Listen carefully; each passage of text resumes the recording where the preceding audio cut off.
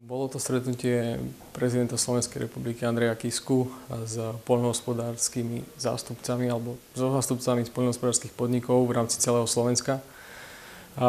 Išlo o veľmi dôležité stretnutie v tej súvislosti, že dnes je živočíšna produkcia v slovenskom poľnohospodárstve mimoriadne nestabilná a celý tento sektor je veľmi ohrozený.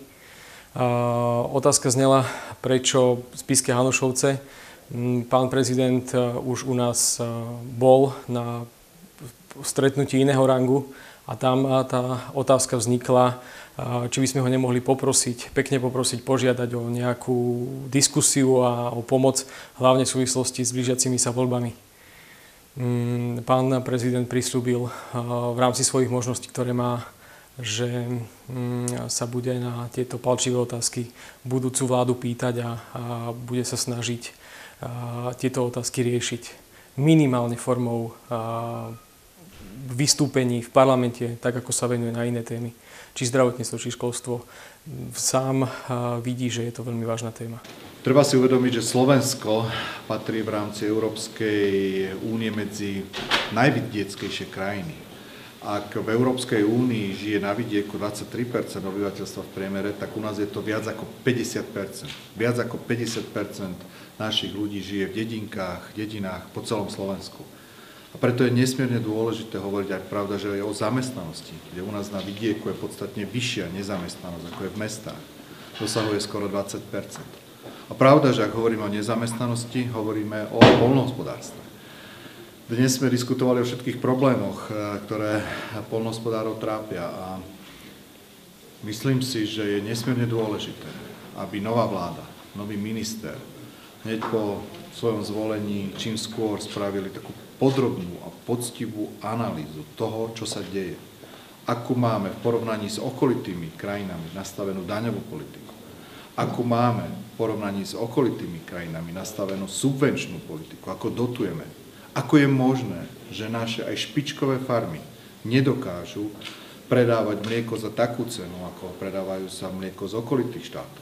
Ako je možné, že krajina, ktorá historicky mala tak veľa ošípaných, mala tak veľa hovädzieho dobytka, sa tieto počty neustále znižujú?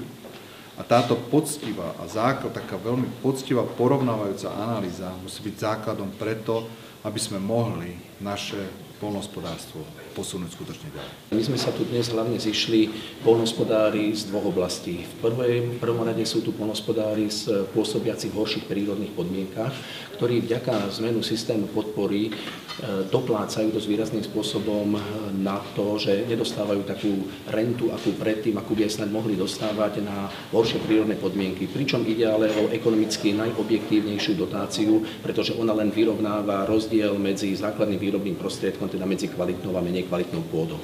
A druhú časť sme venovali, boli tu väčšinou všetko teda chovatelia hovädzieho dobytka, najmä dojníc, a venovali sme sa tomu obrovskému problému, ktorý dnes na Slovensku, ale aj v Európskej únii vzniká, a to je obrovský prebytok mlieka.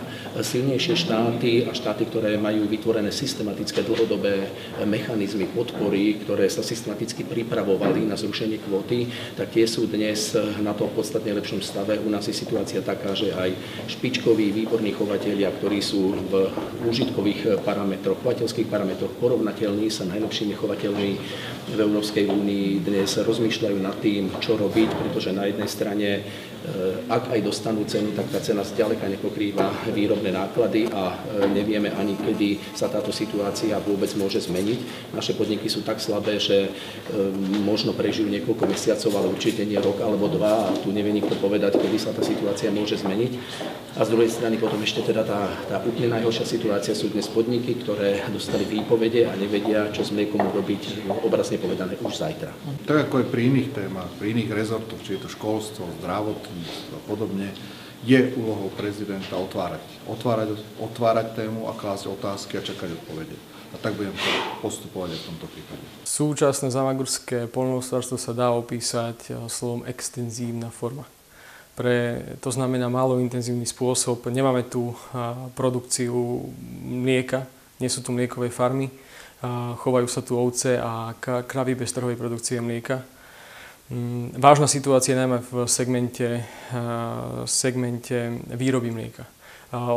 Táto forma, ktorá je vlastne Samaguri prítomná, forma poľnohospodárstva mám na mysli, tak tá extenzívna by mala byť postavená na predaji vlastných záčiek s pridanou hodnotou. A to si myslím, že tu absentuje. Že nemáme tu silného producenta alebo silnú lokálnu značku. Extenzívna forma je postavená na tom absolútne jednoznačne. Potrebuje farmár s nižšou extenzitou, s drahšími vstupmi vo výrobe produkovať výrobky, poľnohospodárske výrobky, ktoré vie predať s pridanou hodnotou. To znamená mať nejaký koncový produkt. Pretože inak to nie je ekonomicky rentabilné, alebo veľmi ťažko ekonomicky rentabilné. Samozrejme, so zvyšujúcou sa intenzitou, s vyšším počtom zvierat sa tie náklady úmerne rozrieďujú týmto spôsobom. Ešte raz treba poďakovať pánovi prezidentovi za to, že prišiel medzi nás a tým, čo sám deklaroval, že vie otvoriť otázky na rôznych platformách a to by bol najhlavnejší prínos. Za čo budeme konec koncov veľmi vďační.